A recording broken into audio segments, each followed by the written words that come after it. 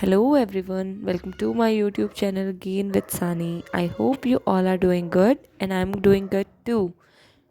तो मैं YouTube पे अपनी एक नई वीडियो के साथ काफ़ी लंबे टाइम के बाद आ रही हूँ, बट ये वीडियो जो 2025 के नर्सिंग एग्ज़ाम के लिए प्रिपरेशन कर रहे हैं उन सभी एस्पिरेंट्स के लिए बहुत इम्पॉर्टेंट होने वाला है। यहाँ पर हम लोग ना सिलेबस वगैरह को डिस्कस करेंगे कि किस तरीके से एग्ज़ाम आता है और किस तरीके से पढ़ना है, सिलेबस क्या है, ये सब चीज़ें हम यहाँ पे डिस्कस करेंगे। तो किसी भी एग्ज़ाम को देने से पहले ना हमारे पास उसका रास्ता क्लियर होना चाहिए। लाइक हमें कोई भी काम करना होता है तो पहले हमारे पास उसके लिए रास्ता, उसका जिस रास्ते से जाना है वो तो पता होना चाहिए ना। तो सिमिलरली जो हमारे एग्ज़ाम के लिए जितने सब्जेक्ट्स हैं, जो जो चीज़ें हैं वो हमें पता होनी चाहिए, तो उन चीज़ों पे हम डिस्कशन करेंगे। तो सबसे पहले यहाँ पे हमारे स्टेट में जो नर्सिंग एग्ज़ाम जो यूनिवर्सिटी कंडक्ट कराती है वो है HNBU Hemvati Nandan Bahuguna medical university, और ये ही स्टेट में नर्सिंग एग्ज़ाम कंडक्ट करवाती है। इसी के through BSc nursing, ANM, GNM, paramedical, ये सारे एग्ज़ाम्स होते हैं। तो ठीक है, आगे को हम वीडियो में बढ़ते हैं और इसका थोड़ा सा पैटर्न डिस्कस करते हैं कि किस तरीके से एग्ज़ाम होता है BSc नर्सिंग का। BSc नर्सिंग के अलावा ANM, GNM और बाकी पैरामेडिकल के जितने भी एग्ज़ाम्स होते हैं उनकी भी डिटेल्स चाहिए तो आप कमेंट कर सकते हैं। I will make the next video. तो ये रहा जो स्लाइड मैंने ऐड करी है उसमें ये है हमारा BSc नर्सिंग का जो एग्ज़ाम होता है उसका पैटर्न ये होता है। मतलब उसमें 20 क्वेश्चंस जो ऊपर मैंने मार्क करे हैं, 20 क्वेश्चंस फिज़िक्स के होते हैं, 20 क्वेश्चन उसमें केमिस्ट्री के आते हैं, 20 क्वेश्चंस बायोलॉजी के आते हैं, 20 क्वेश्चंस नर्सिंग एप्टीट्यूड के आते हैं और 20 इंग्लिश के आते हैं। हर पार्ट से, हर पोर्शन से 20 नंबर का आता है और टोटल जो एग्ज़ाम होता है वो 100 मार्क्स का होता है। ठीक है, इस एग्ज़ाम की एक ख़ास बात है कि इसमें कोई भी नेगेटिव मार्किंग नहीं है। मतलब आंसर सही है तो आपको 1 पॉइंट मिलेगा, गलत है तो आपका कोई भी मार्क्स कट नहीं होगा। तो इसमें कोई नेगेटिव मार्किंग नहीं है। अब बात करें फ़िज़िक्स की कि एक डाउट ये आ रहा था कि फ़िज़िक्स में 11th से ज़्यादा आता है, 12th से ज़्यादा आता है। तो एक मैं अगर अपनी साइड से एडवाइस दूँ तो अगर आप उसे माने तो अगर आप 12th में अभी पढ़ रहे हैं तो आपके ऑब्वियसली बोर्ड्स भी आने वाले हैं, बहुत पास हैं, तो आप उसके अकॉर्डिंग पढ़ो। उसी के साथ साथ आप ये समझ सकते हैं कि आपका बहुत सारा एग्ज़ाम का पोर्शन भी क्लियर हो जाएगा, क्योंकि 11th से ना मैंने तो मतलब ज़्यादा क्वेश्चंस देखे नहीं है कि 11th से बहुत ज़्यादा आ रहा है, ऐसा तो मैंने देखा नहीं है।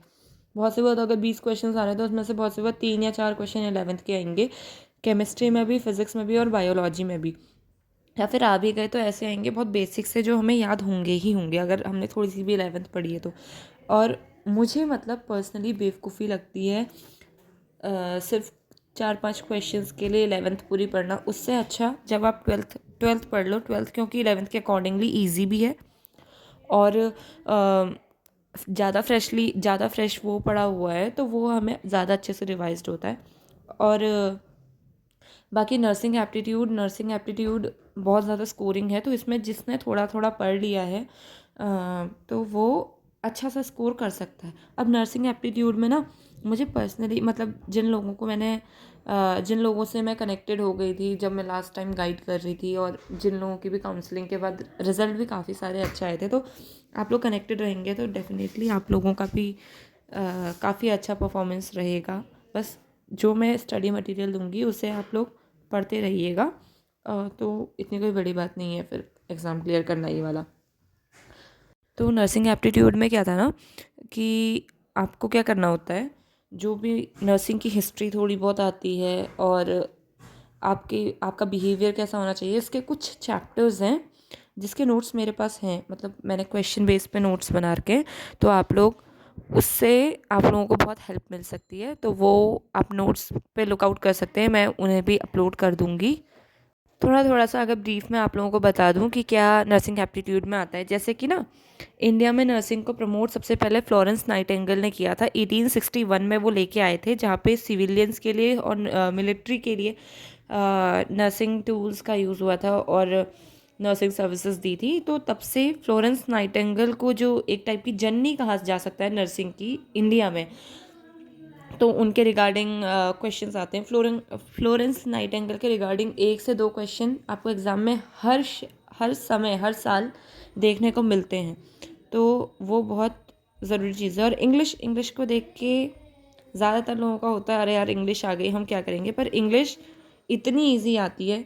कुछ मैं आप लोगों को स्टडी मटेरियल दे दूँगी उसमें भी, तो उसमें भी टेंशन लेने की ज़रूरत नहीं है। मतलब अगर आप लोग कनेक्टेड रहे, उन नोट्स पे जाते रहे, मैं वीडियोस डालूंगी बाद में, तो उन नोट्स को भी अगर आपने पढ़ लोगे तो आप लोगों को आराम से, अगर नर्सिंग एप्टीट्यूड और इंग्लिश मिलके 40 नंबर का होता है तो 30 नंबर आराम से मिल जाएंगे अगर उन क्वेश्चंस को पढ़ लोगे आप तो। हाँ, तो मैं स्टडी मटेरियल आपको पूरा अपलोड करवा दूंगी, लेकिन मेहनत आपको करनी पड़ेगी। ये जो लोगो स्क्रीन में दिख रहा है, अगर आपको ये अपने कोड पे चाहिए तो डेफिनेटली पढ़ना तो पड़ेगा ही पड़ेगा।